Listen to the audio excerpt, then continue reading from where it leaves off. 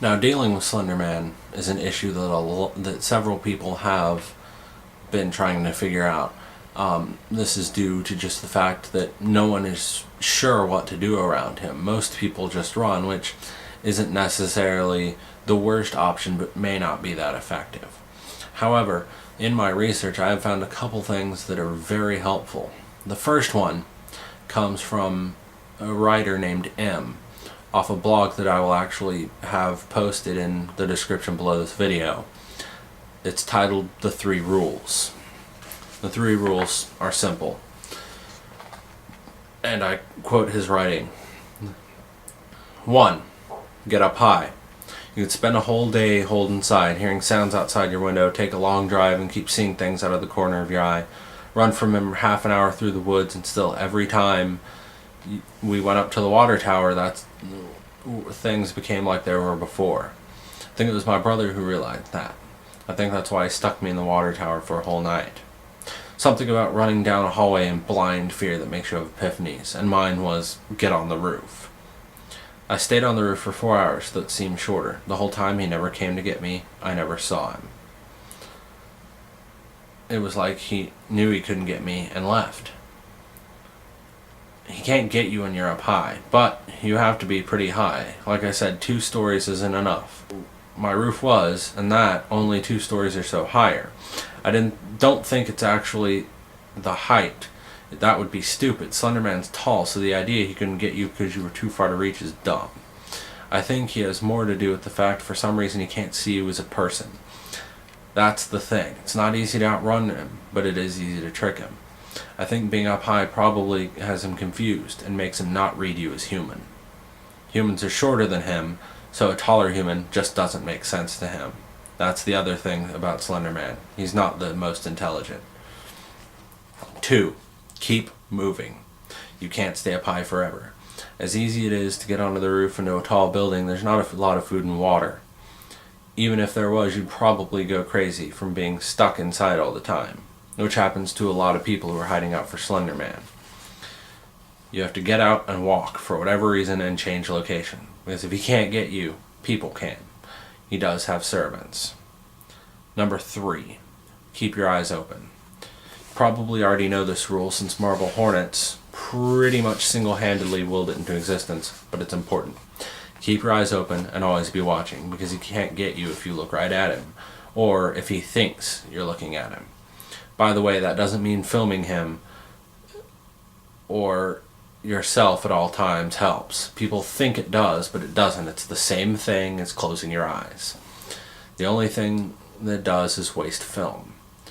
This brings me to another point, which is masks can help, but they're not needed. Masks are good because he's easily tricked by masks, thinking that the open eyes of the mask are your open eyes. Again, falling into the Slenderman is stupid category. You don't need them, but they're good if you're in a bad spot. In certain parts of India, people actually wear them on the back of their head so tigers think they're looking at them and want to attack. Sort of the same idea. Now, another note. This is no longer related to M.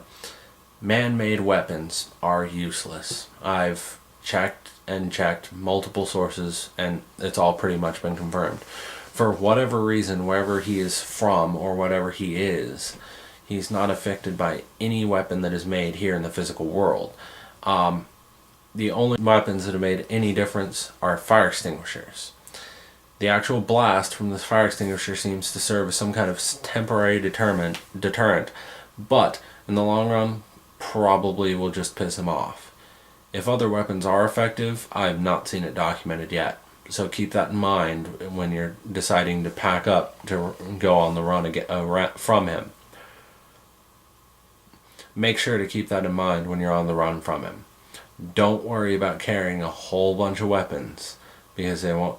Yes, they might help against his servants, but they're not going to help against him.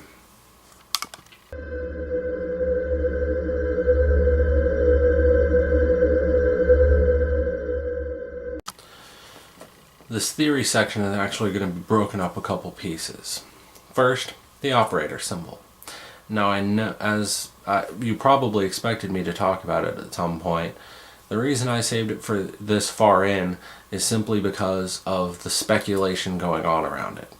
Now, I've seen reports leading both ways as to whether it's a symbol of protection or a mark to let you know that he's coming. That's the problem. In a couple of blogs I've read, it's been used successfully as a means of protection. Then again, on the other hand, it's been shown in some of the videos and even written down in other blogs that it's his mark letting you know you're next, and sometimes even marking territory. Unfortunately, without more trial and error, we're not going to be sure which way it really is. But so for now, don't necessarily rely on it. How does he move the way he does is another good one. Now, I've seen it explained several different ways. One is that he moves, the reason people perceive him as standing still and then just vanishing is not only that he moves that fast, but an effect known as sarcastic masking. I believe I'm saying that right. The effect is basically described as the event that happens when you move your eyes and there's that quick split-second blindness. Nothing you usually pay real attention to, but it's the thing that basically keeps us from getting vertigo every time we, look down or change directions too fast. It's a way our brain handles information without overloading itself.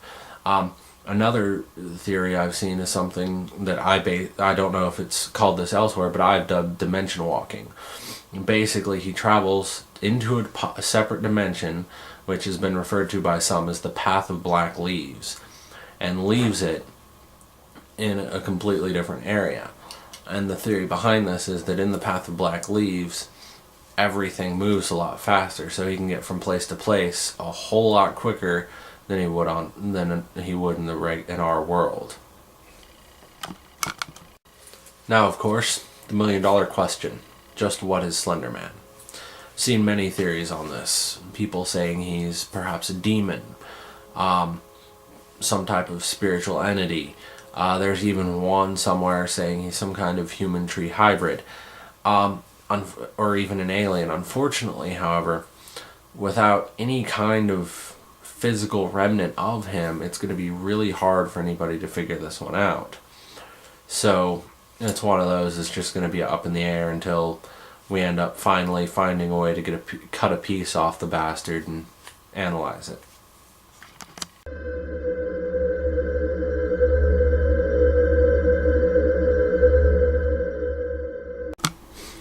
What I'm about to describe to you is actually a theory myself and my brother came up with. First of all, I have not seen this anywhere, and yeah, it may be a little bit of a stretch, but it's not the weirdest thing I've seen. I've actually just went ahead and written this one down as well. So here it is. Slenderman is a psionic parasite. Here's how this breaks down. We all know he causes interference in electronics. Some people say that's and that's due to radiation or some kind of just otherworldly presence. He also causes detrimental effects to our bodies.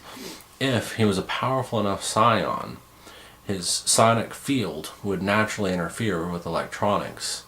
It would also stand to reason that those same mental powers, if a normal person was exposed to them long enough, would do detrimental effects on our body simply because we're not meant to handle something like that.